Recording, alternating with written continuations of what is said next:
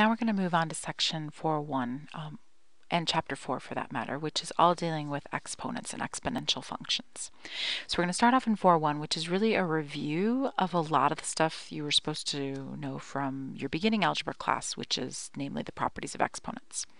So let me just remind you, an exponent is a number that what it means is that if you take a number to that exponent, like b to the n, b is called the base, n is called the exponent, and what it means is that you multiply b times b times b times b n times. So there'll be n b's in there. So if it was b to the third, well actually let's just do this. If it was 2 to the third, it would be equal to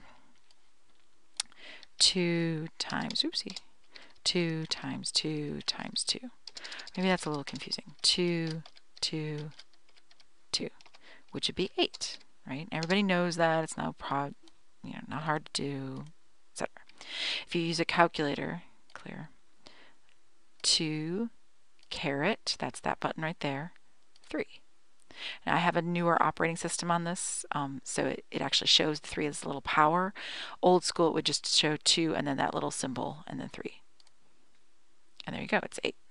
No troubles. All right. Now what if it's negative? Well, it depends. And that's kind of what the rest of these are trying to show you. All right, so what do you do if it's negative?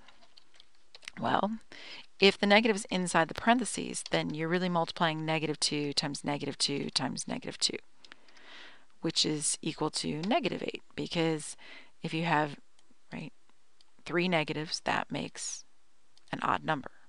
And again, you can see it on the calculator, parentheses, -2, close parentheses, to the third.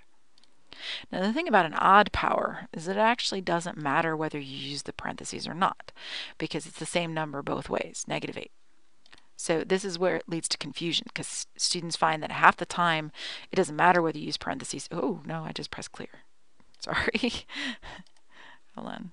Let me get this entry back. So you get the same number whether you use the last or use the parentheses or not. And that makes students feel like, oh, then I never have to use parentheses. Au contraire, mon frère. You really do. So, pardon my bad French. So let's see. If you have -3 to the 4th power, that means you're taking -3 times -3 times -3 times -3.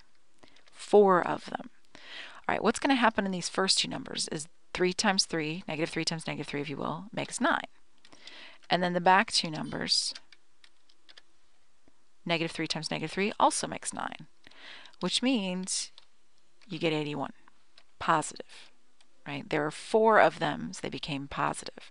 And again, your calculator can do this, no problem. Parentheses, -3, close parentheses, to the 4. All right, what gets students into trouble is using parentheses, or excuse me, not using parentheses when they should. So students will have problems like C, but they'll type them into their calculator like D, -3 parentheses 4. And remember, this worked fine for the 2, right? When it was -2 to the 3rd power, it was no big deal. But -3 to the 4th power is another story. That's negative. It's not the same as what we did for C. So let me show you. When you have -3 to the 4th, let me put it down here. Okay, what that means is that you have a negative in front, and then you have 4 3s in a row. The negative part does not get the power because it's not in parentheses. So that's -81, because 3 times 3 times 3 times 3 is 81. So that's why the calculator gives you 81 for that one. Right here. Sorry. Positive 81 when it was in parentheses, -81 when it's outside of parentheses. And again, with 3rd powers like this one, it didn't make any difference whether you use parentheses or not. But when it's even powers like 4 or 6 or 8 or 2, then it's going to really matter. If it's parentheses, that'll turn that part positive. And if it's no parentheses, that'll leave it negative. And I wrote that up right here. Bear with me, I already did this once and then I lost it. It's a long story. Okay, so if there's an even power with a negative inside the parentheses, it will turn that value, that number, positive. but be careful. And this is why I threw in example E. It is not on your notes, but write it down, because students look at that and they go, oh, okay, well then that must be positive, because you just said there's a negative inside the parentheses, it'll make it positive. And my answer is it'll turn that number positive, right? But or that portion, let me put it this way, that portion positive. Now, what do I mean by that? Well, let me show you. Okay. So, you have two negatives going on in this problem. You have the negative that's in front, and then you have the negative that's in the parentheses. Now, the negative that's in the parentheses, you're going to get 4 of those because it's to the 4th power. So you have 1, 2, 3, 4 negatives from that. But you still have the negative in front that you started with that's out in front of those parentheses. That's still sitting there, which means you have how many negatives grand total? It's not 4 like you think. That extra one in the mix makes it so there's 5. So this portion, the -3, -3, -3, -3 part, that's 81. That's positive. Just like I said, that portion is positive. But since there's a negative in front, it's going to make it -81. Like that. All right. So the negative inside the parentheses with an even power turns that part positive. No parentheses means it's negative. But if you have a negative in front, then it's going to be negative because it turns positive from that portion of it, but it's going to stay negative overall. All right? And again, with odd powers, it's a little bit different because you don't quite think of it the same way. However, I have to say that if this was, oh, hold on. There we go. I'm just going to throw another one in the mix. Sorry. If I was going to put a negative in front of this one, like that, then what would happen? It's still the same value calculation you did before, except now there's a negative in front. You have 3 negatives inside that parentheses, and then you have that extra one sitting out in front, which would mean you actually have 4 total, which turns it to be positive 8. That's a good example. All right, leave that in there. That's a good thing to see. Right? So I know they weren't originally in your notes, just put them in because they're really useful, right? So don't get into the mindset of, oh, it's even, it's got to be positive, it's odd, it's got to be negative. It's like, no, if it's even inside the parentheses, then that little bit turns positive. But if there's a negative out in front, then all bets are off, right? Now, your calculator will do these exactly, of course, but your calculator only knows what you type in. So you have to be very smart about what you type into your calculator, right? Because as you can see, you can type things that are very similar to each other, and the calculator will just tell you the number, but you've got to know whether it was the right thing to type in the first place. There we go. All right, so let's review properties of integer exponents. So if p and q are integers, now remember from pre-algebra, integers are, they're all the numbers that have no decimal parts. Let's put it that way. So, students usually think 1, 2, 3, 4, 5, 6, 7, 8, 9, 10, 11, 12, 13, 14, 15, etc. But 0 is also an integer, and -1, -2, -3, -4, -5, all of those are integers. Okay? If that's the case and a and b are not 0, because being 0 kind of makes things go fluey, then what happens if you have b to the p times b to the q? Now let me give you an example. I'm going to do, I don't know, how about x to the 4th times x to the 7th. Sure. Okay, so how many x's do I have total?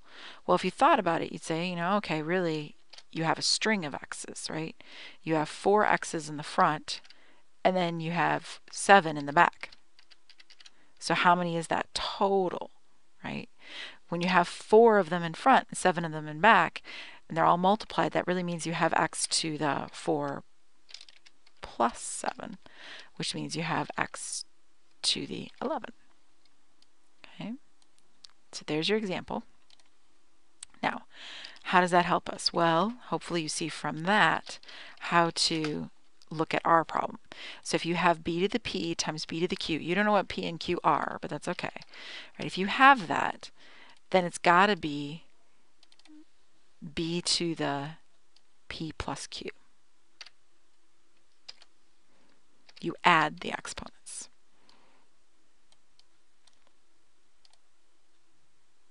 Like that. All right, next. What if it's b to the p over b to the q? Good thought. Wonderful. Okay, so let me give you an example. What if I had, I don't know, x to the, 9 over x to the 3. Let's not do 3. 3 is a little too, let's do 4. Okay, so then what will it be?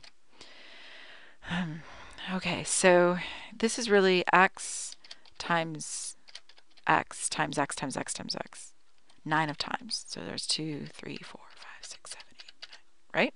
9 of them. And then on the bottom you have x, 4 of them. Now what would happen? Well, x divided by x, doesn't that make 1, right? I mean, if you have x over itself, it's going to make it turn into 1. And then it's going to do it again and again and again. And so on. All right, so that means that 4 of them are going to disappear because 4 of them divide away with the 4 that are in the, 4 that are in the denominator. And that means that you're going to have how many left on the top? 5, right? Now, how could you have gotten that without having to write all the stuff? Which is, I got to tell you, both techniques are really useful. So you want to know how to be able to kind of write them all out and then cross off what you don't need. But then you also want to be able to do it in this kind of a simpler way, which is, hopefully you see it, subtraction. So you take 9, take away 4, and you're going to get x to the 5th. And that's your answer, right? Okay, so if it was b to the p over b to the q, how could you do it without having to write out b, b, b, b, b on the top and b, b, b, b, b on the bottom?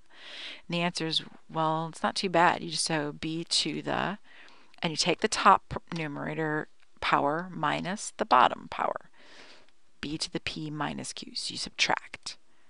And again, I also like the canceling one, as canceling is not really a word, it's dividing. You're dividing away x over x. That's also kind of a useful one to know.